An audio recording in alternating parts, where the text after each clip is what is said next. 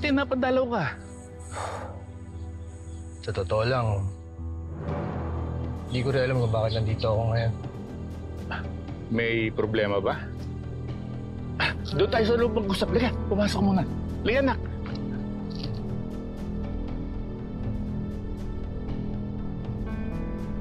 Yung motor, pasok niya lang sa loob, ba? Sir. Tama.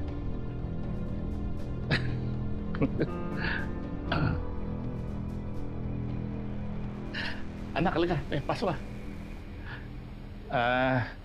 Ano gusto mo? Kape? Soft drinks? Kuha mo kami kape. Okay po.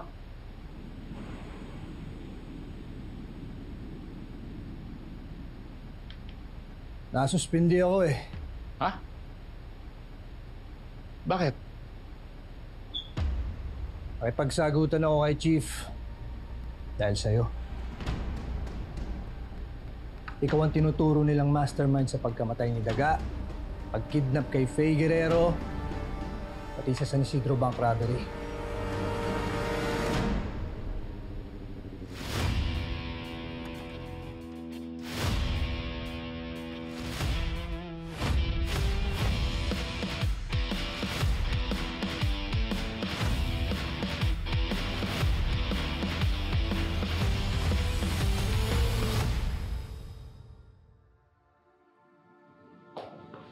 Kay Major Flores.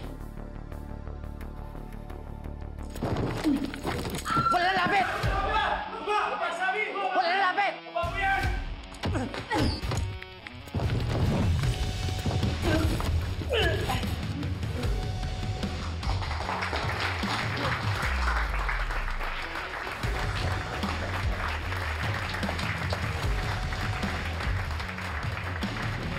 Charlie?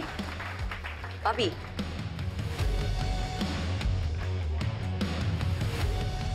Anong ginagawa mo dito sa presinto namin? Lieutenant Charlie Samson, welcome to Station 12. Thank you. Enriquez, magkabatch nga pala kayo. Nandito sila kasi kailangan nilang tulong natin sa kasong hawak nila. Siya nga pala, partner niya, si Lieutenant Sandro Paloma. Sir. Nandito kami dahil minibisigan kami human trafficking. Dito kami sa Calabari, dinala ng lead namin. Muntik na mabiktima yung pamangkin ko noong nakaraan.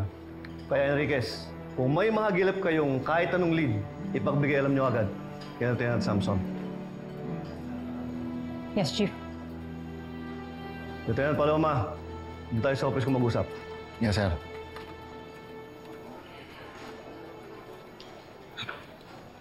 Bobby, di ba ikaw yung pinakamagaling sa class natin noon? Ba't hanggang ngayon, sarhento ka pa rin? Nagtatanong ka ba o nangaasa? Kalma, Bobby. Curious lang ako. Nakwento kasi sa akin na nagpalipat ka daw dito sa Station 12. Bakit? Siguro nagkalat ka doon sa Station 11, no? Lumipat ako dito sa Station 12 dahil gusto kong isolve yung pagkamatay ng ninang ko. Pulis din siya. Oh, nasolve mo na ba?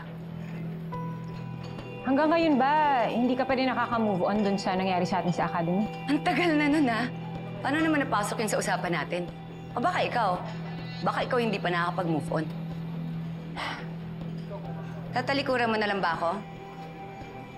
Hindi ka ba marunong rumespeto?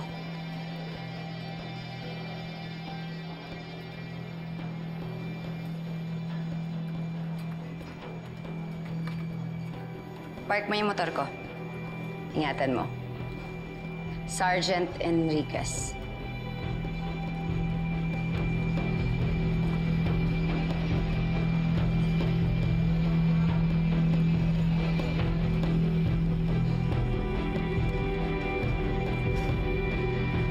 Mukhang mainit si Lieutenant, ah.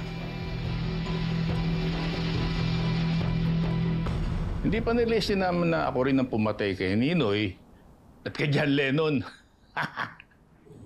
Seryoso ako. Pinagtanggol ko kayo sa mga katrabaho ko. Kaya gusto kong malaman kung totoo lahat ng mga sinabi niyo nung nag-uusap tayo. Oh, Tonyo, may problema ba? Siguraduhin mo lang na totoo ang lahat ng isasagot mo sa mga tanong ko. Kung hindi, magkakasubukan tayo. Tungkol ba to kay Daga? Alam mo, anak, sinisira lang nila ang pangalan ko. Hindi tungkol sa kanya. Tungkol sa nakawan sa museum at sa San Isidro Bank Robbery. May kinalaman ka ba doon? Ipapuputol ko daliri ko pag na-discover mo na may kinalaman ako doon. Tonyo, kung ano man yung sinabi ko noon, walang nagbago. Wala akong kinalaman sa lahat ng yun. Maraming salamat nga pala at pinagtanggol mo ko. Gusto ko lang makasiguro na tamang tao yung pinagtanggol ko. Ipupusta ko yung kandidatura ko. Na tama ang paniniwala mo sa akin.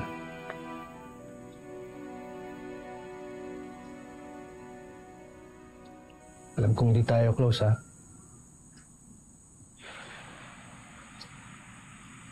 Pero alam ko rin hindi ka masamang tao. Salamat, anak.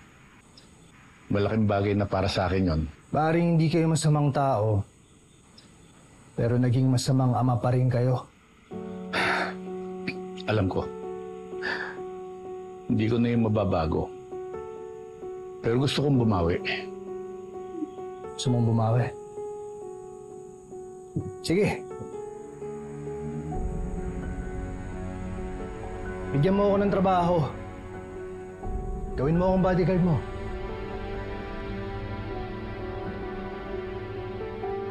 Thank you.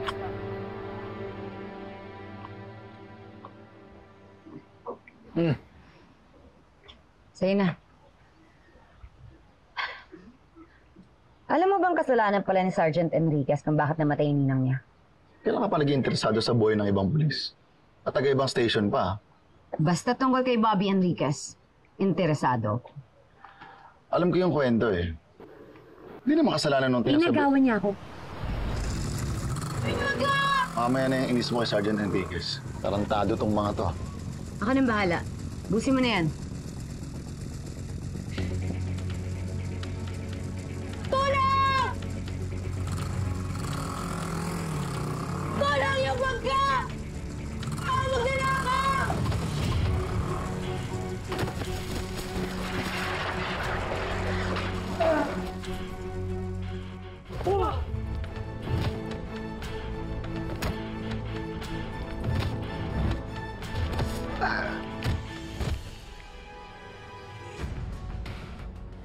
Exciting pala dito sa Calabari eh. Magpalipat kaya ako ng Station 12. Seryoso? Gusto ko maging close ulit kami ni Enriquez. Gaya ng dati. Antonio, may kailangan lang pong kausapin si Amo. Sabi po niya, babalikan niya na lang daw po kayo. If you need anything, sir, sabihan niyo lang po ako. Yeah, feel at home po. Sige.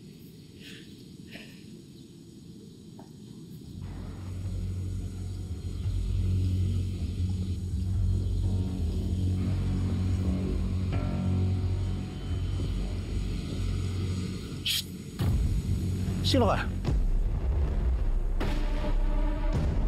Pulis ka!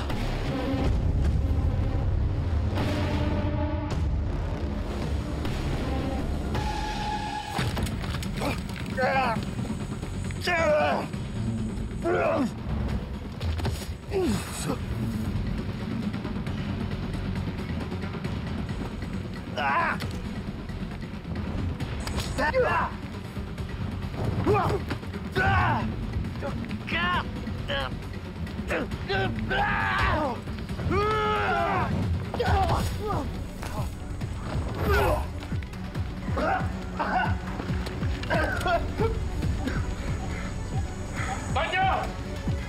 Tama na yan! Si Roman yan, ang head ng security ko.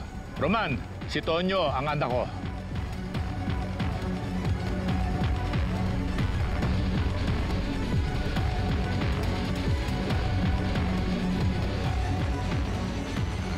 Ang galing niyo kanina. Muntik ako mawala ng hininga. Sigurado ako pinagmamalaki kayo ng nanay mo. Wala na yung nanay ko. Hindi kami okay ni Papa dahil sa'yo. Hindi mababalik ng mga pangangamusta mo yung pangungulila namin kay Mama. Nabasa mo sa kanya, kilos polis pa rin eh. Pwede nagtatrabaho lang talaga siya. Pwede nag-iimbestiga. Huwag mo naman masamain yung pagkakakuha ko kay Tonyo na bodyguard ko. Ang sabihin mo, sinamantala mo yung suspension ni Lieutenant Conde. Enriquez, kaya ako nasuspenda, di ba dahil sa'yo? Tapos ngayon, babastusin mo yung tatay ko. Takbo, saan ka tatakbo?